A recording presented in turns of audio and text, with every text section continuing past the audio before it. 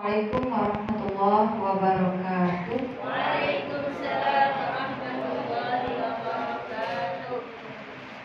Alhamdulillah bi ni'matillah. Asyhadu an la ilaha illallah wahdahu la syarikalah. Wa asyhadu anna Muhammadan abduhu wa rasuluh la nabiyya ba'dah. Alhamdulillah pada siang hari ini Allah beri kita kesehatan. Salawat beriring salam semoga tetap tercurahkan kepada Nabi Muhammad sallallahu alaihi wasallam. Bapak Ibu sekalian, pada minggu yang lalu Bu Nurul sudah membahas tentang mengenali potensi atau fitrah tauhid, ya, dan bagaimana cara stimulannya. Oke, ya. Hari ini kita akan lanjut tentang fitrah nafsaniyah, ya. Itu bukan nafsiyah tapi fitrah nafsaniyah, ya. Nah, berarti dari beberapa minggu yang lalu sudah dijelaskan kalau manusia itu Allah kasih pembagian besarnya potensi yang Allah kasih pada manusia itu ada dua. Potensi apa? Potensi munazalah dan potensi nafsaniyah. Oke? Ya. Apa itu potensi munazalah? Kita ulang sedikit. Apa? Potensi yang langsung Allah berikan tanpa perantara. Potensi apa itu? Potensi untuk mengesahkan Allah. Yang kedua potensi apa? Nafsaniyah. Apa itu potensi nafsaniyah? Bawaan yang diturunkan dari generasi sebelumnya. Sifat bawaan yang Allah berikan melalui generasi sebelumnya. Nah, tema kita hari ini adalah menggali, ya, mengenali, ya, potensi atau bakat anak dan remaja. Teori bakat itu kalau Bu Guru harus detailin, ya, bakat itu nanti dia dipecah-pecah menjadi 43 bakat. Tapi pada intinya anak itu punya dua bakat besar yang Allah kasih. Apa bakatnya? Apa potensinya yang perlu kita kembangkan? Apa? Bakat untuk baik, ya enggak? Setiap anak itu punya bakat untuk baik. Yang kedua apa? Punya bakat yang diturunkan dari orang tua. Hari ini yang akan kita rinci. Nah, jadi guru nggak usah ngapal yang detail-detailnya, tinggal dilihat aja. Kita sebagai guru sudah tahu kan bakat yang pertama apa? Yang udah kita bahas, bakat untuk patuh, menjadi anak yang patuh, menjadi anak yang baik. Setiap anak bisa nggak? Bisa nggak? Setiap anak bisa nggak jadi baik? Bisa, karena apa? Iya, karena setiap anak Allah kasih langsung. Nggak ada misalnya anak yang ini punya bakat baik, yang ini nggak punya bakat baik. Paham nggak? Jadi semua anak itu dia punya bakat baik, karena dia ada potensi yang selalu mendorong dia untuk baik. Caranya bagaimana agar bakat itu muncul? Kita punya habit taqarrub ilallah. Pertama, kita sebagai guru dan orang tua jadi teladan. Untuk taqarrub ilallah. Kita duluan nih taqarrub ilallah. Yang kedua apa? Bangun habit, kebiasaan bersama anak untuk dekat dengan Allah. Kan itu caranya. Cara memunculkan, menggali bakat untuk baik itu. Yang ketiga apa? Diri ayah secara detail membersamai anak itu 24 jam. Bukan dengan sisa waktu. Nah, berikutnya adalah bakat nafsaniyah. Bakat nafsaniyah itu apa saja? Ya, nafsaniyah itu disebut juga dengan gorizah. Sebut dengan apa? Gorizah atau naluri. Ya, disebut juga dengan naluri.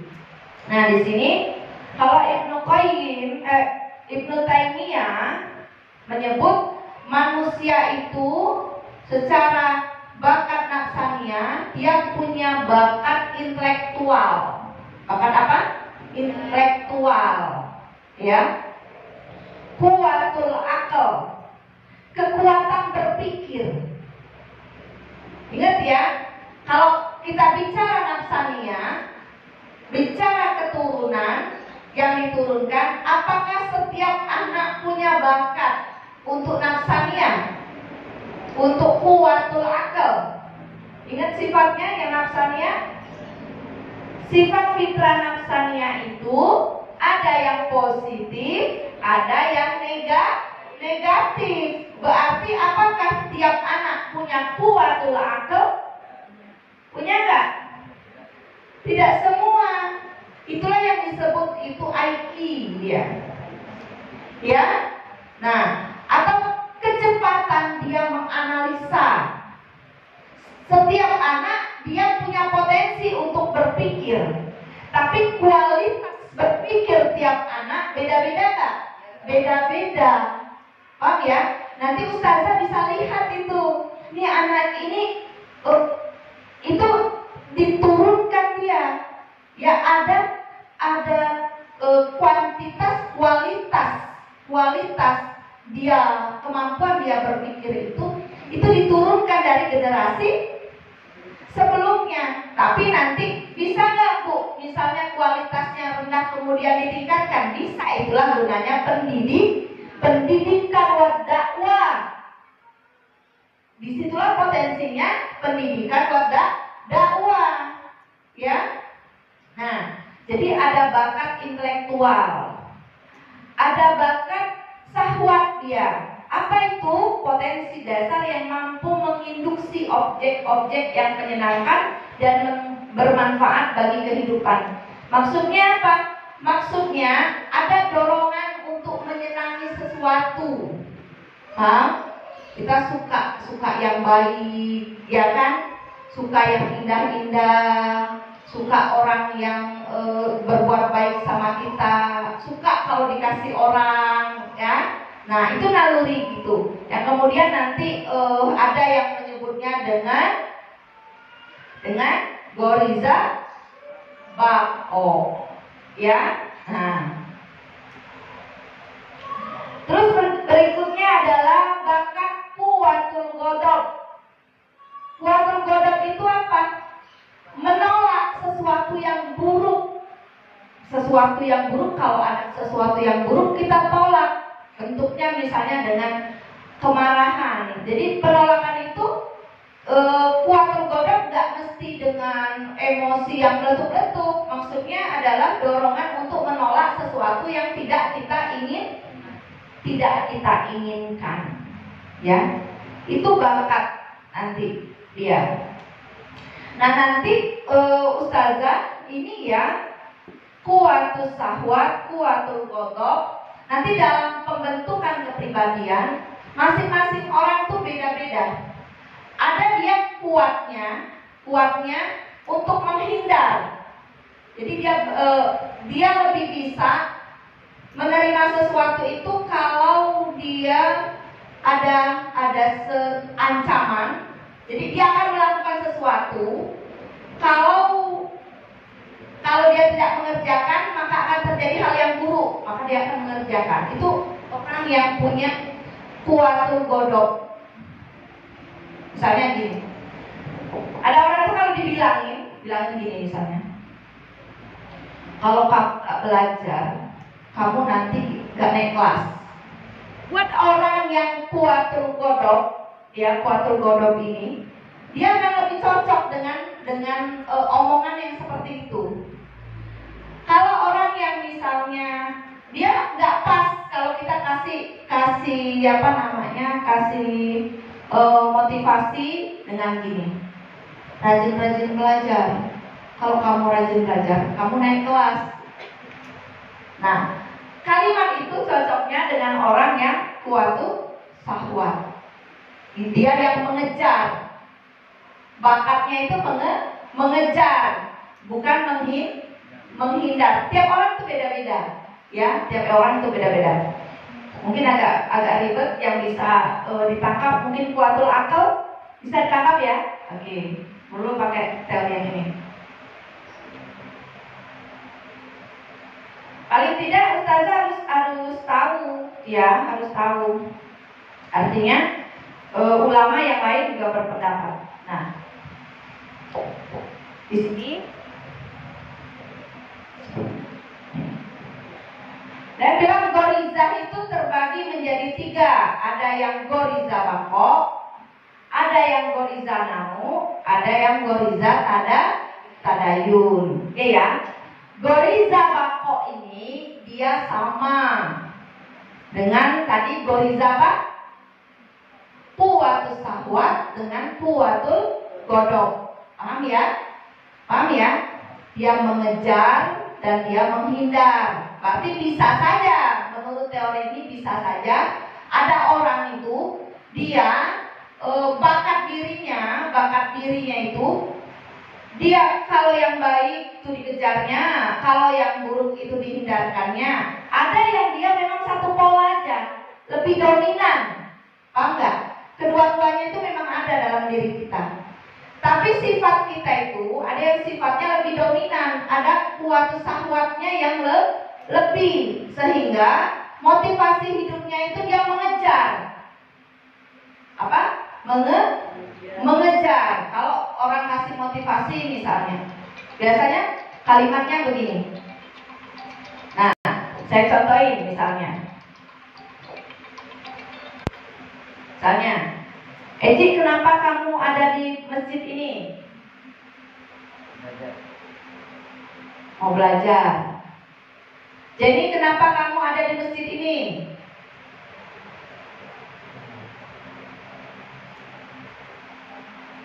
Menuntut ilmu. Berarti itu dia mengejar apa menghindar? Mengejar. Nanti ada aja yang jawabnya memang sesuai dirinya. Di jawaban itu sesuai dengan apa yang ada di pikirannya. Saya tidak mau ketinggalan. Jawaban itu nggak bisa dikalang-kalang. Itu memang lahir dari pemikiran dia. Oh, berarti orang ini adalah orang yang kuatul godok. Kalau yang contoh Edi sama Jadi tadi, kuatul sahwat. Jadi dia yang mengejar. Oke. Jadi dia goriza bako itu dia adalah mempertahankan diri, mempertahankan diri. Dia bisa dengan mengejar, dia bisa dengan menghindar. Dia bisa punya keinginan A, B, C, ingin gitu kan? Atau dia menghindari A, menghindari B, menghindari C. Nah, itu goriza bako. Goriza nau. Apa itu goriza nau? Goriza nau itu dorongan terhadap lawan jenis atau dorongan untuk mendapatkan kasih sayang atau memberikan kasih sayang. Kalau begitu hanya terhadap lawan jenis aja nggak? Tidak. Kalau ibu sama anak goriza nau bukan? Iya.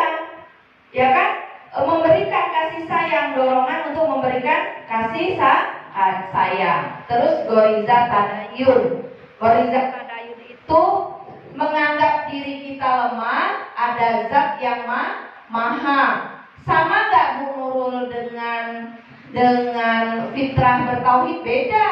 Kalau fitrah bertauhid itu dia sudah dorongannya untuk taat dan patuh kepada Allah. Kalau tadayun itu bisa aja nanti berupa batu, gunung, gitu ya.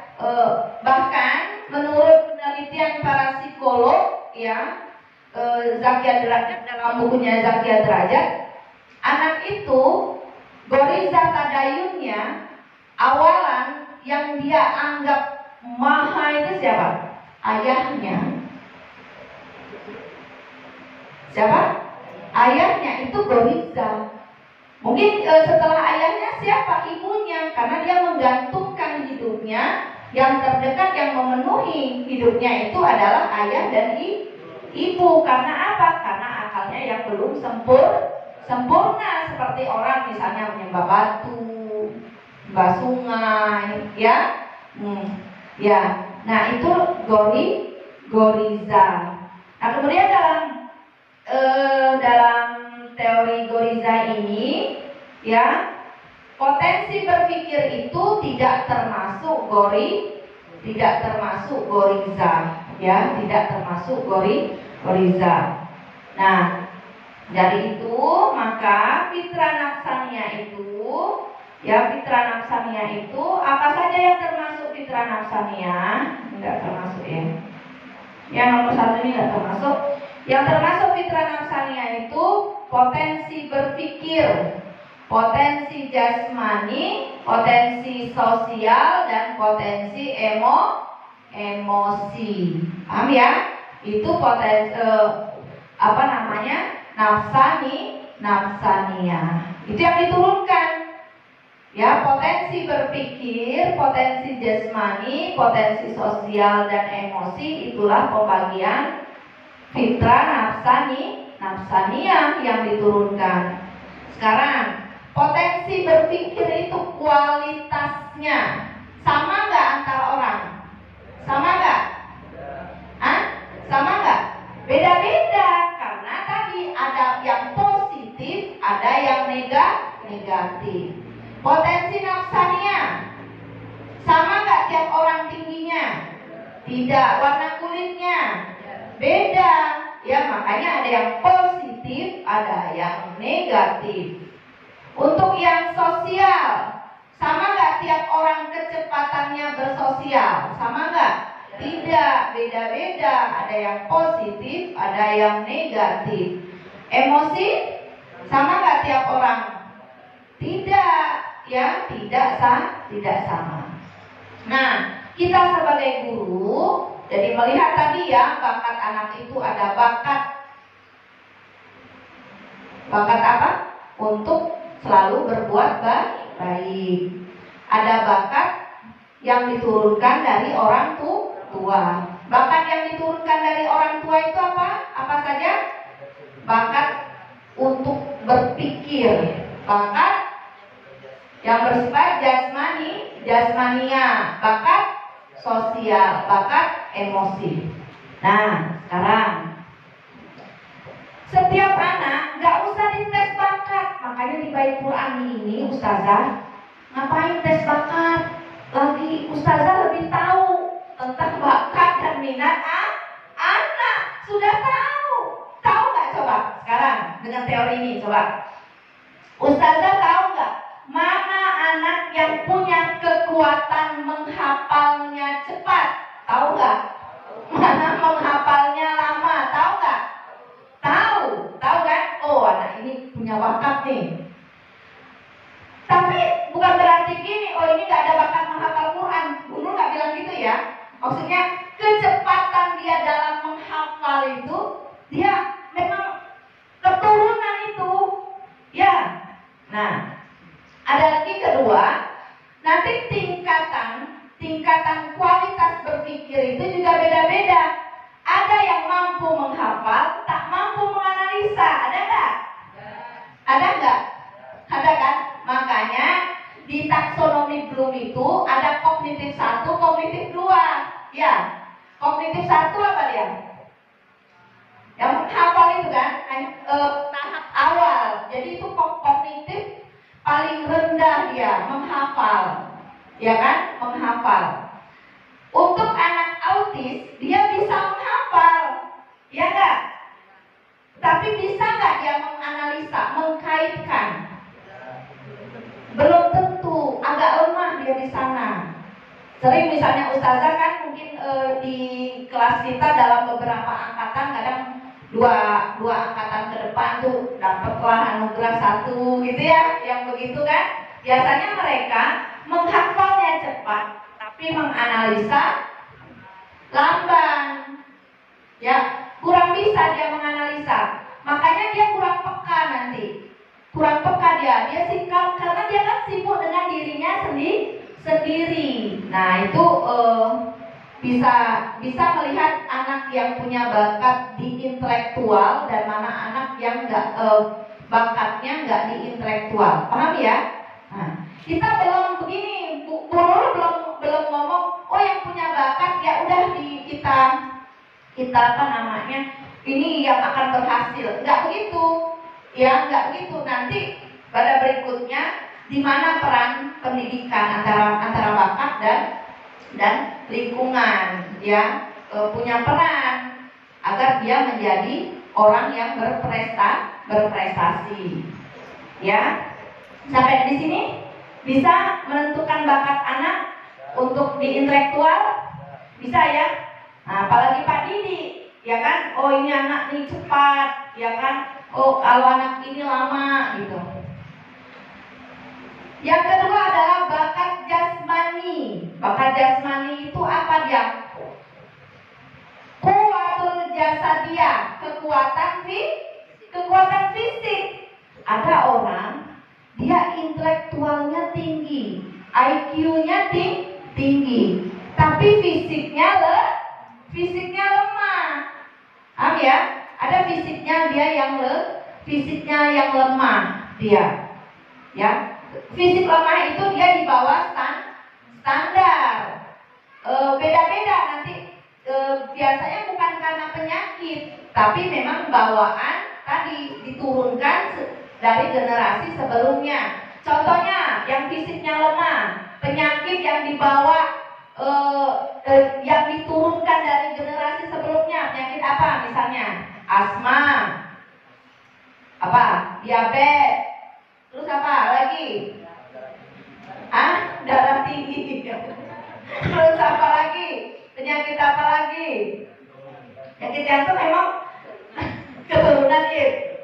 Oh iya, kata saya jantungnya jantung ya, dia ingat betul kalau jantung itu keturunan. Nah, itu yang diturunkan, ya, yang diturunkan dari generasi sebelumnya. Alergi biasanya kan, alergi. Ibu alergi ya? Apakah ada orang tua yang alergi? Tanya dokter gitu ya. Nah, itu bakat, ya, bakat. Ada yang fisiknya, ada yang mandi hujan tiap hari. Nah, kalau Om Rosid itu kira-kira kuah apa itu? Kuah jasadiyah itu, fisiknya kuat, ya. Bisa kan kita lihat ada anak-anak kan, mandi hujan ya bolak-balik, nggak tidur siang, nggak apa, sehat terus, nggak pernah dia sakit. Itu kuat fisiknya, ya, bakat yang mungkin diturunkan tadi. Ada nggak yang bakat fisiknya yang lemah tadi, yang diturunkan penyakit dari ayah, ibu atau neneknya. Terus bakat kecerdasan sosial. Bakat kecerdasan sosial bisa dilihat nggak? Anaknya mudah bergaul, bahasa komunikasinya bagus. Ketika ngomong ke orang itu orang cepat nangkep, orang senang. Ada nggak yang begitu? Terus ada yang diam, diajak ngomong diam. Iya apa enggak senyum. Silakan makan senyum. Mau nggak mau makan senyum. Nah, beda dengan Bu Fajar. Bu Fajar kan sosialnya beda juga. Ada yang misalnya nggak disapa nyapa dulu.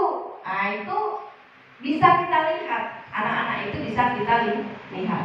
Begitu juga nanti sosial dan emosi ini digabung ya. Ya, sosial sama emosi ini dia digabung.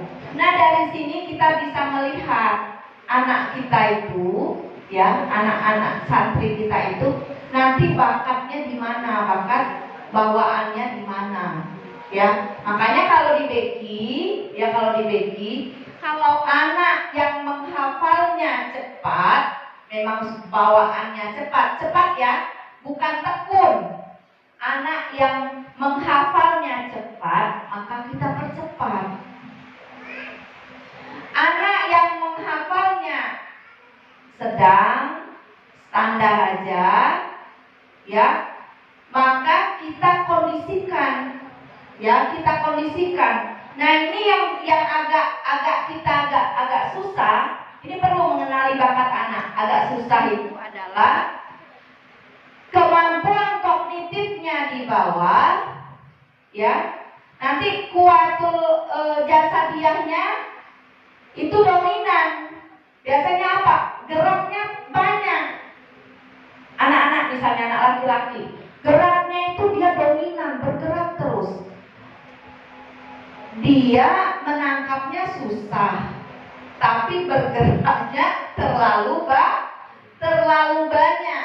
Nah, ini perlu strategi apa? Dengan mengenali bakat-bakat anak ini, maka diperlukan strategi yang bagus. Oh, ini cocoknya apa?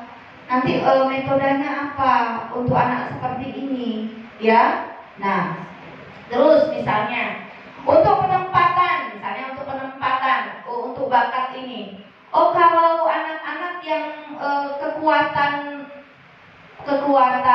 pemikirannya itu tajam, hafalannya kuat, berarti jadi jargon lomba tahfiz, ya enggak?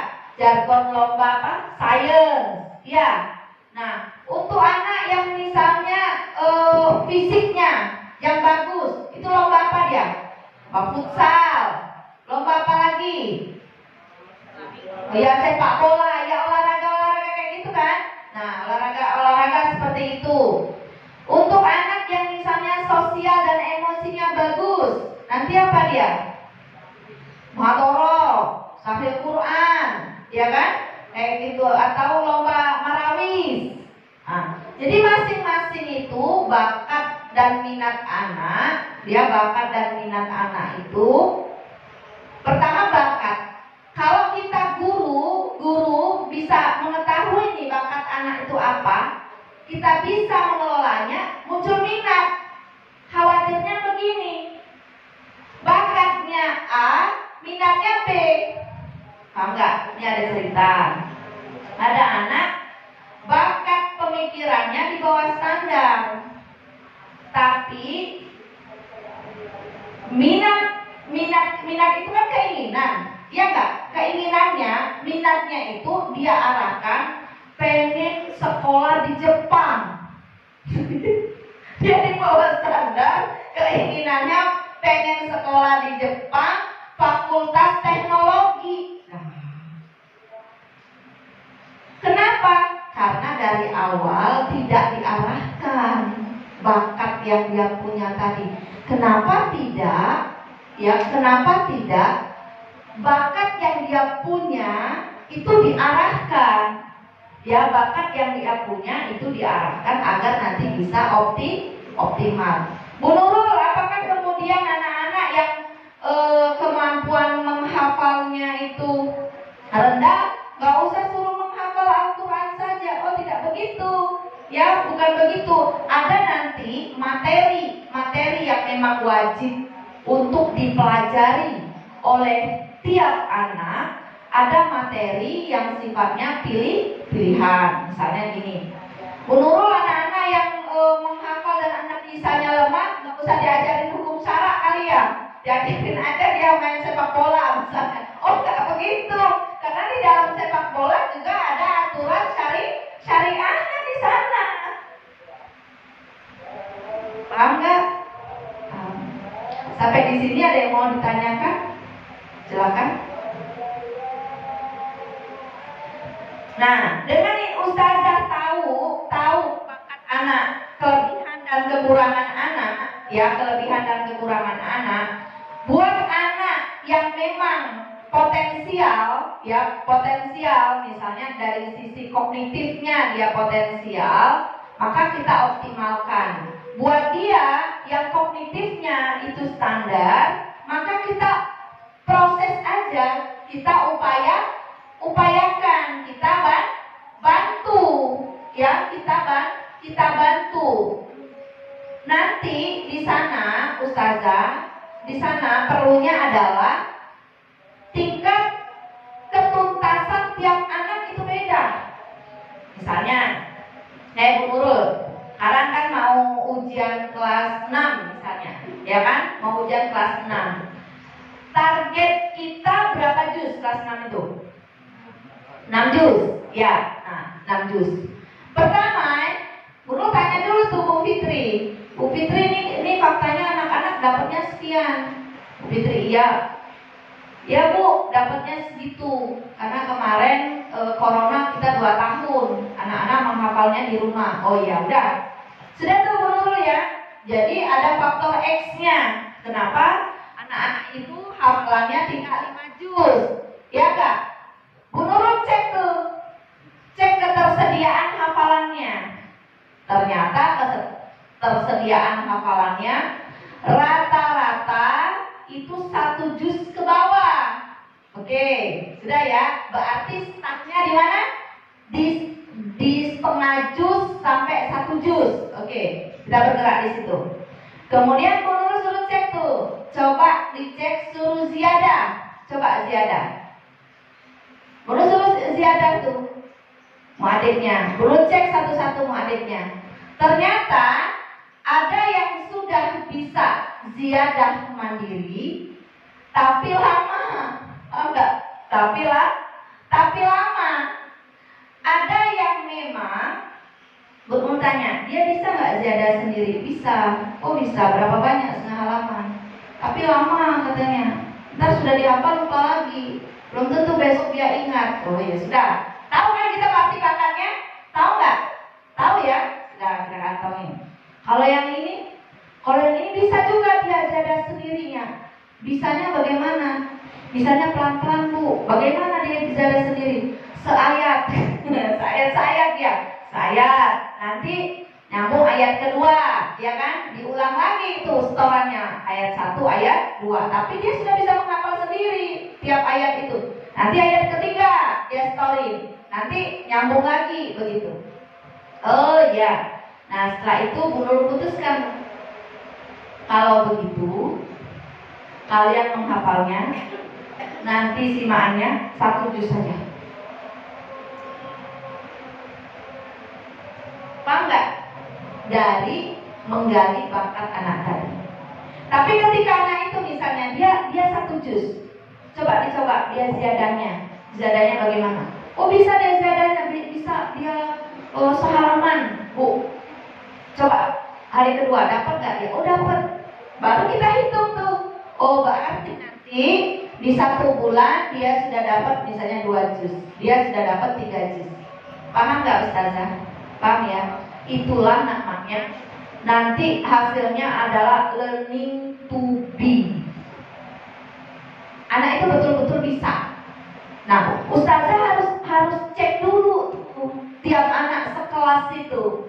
Kalau memang kemampuannya di bawah standar, maka Ustazah jangan kebut materi. Misalnya materi A itu harusnya 1 kali pertemuan matematika, Pak Didi ya. Ternyata 1 kali pertemuan diujikan nggak paham anak ya. Minggu depan ajarkan lagi. Kalau nggak ajarkan lagi, nggak juga minggu depan ajarkan lagi. Karena tingkat keberhasilan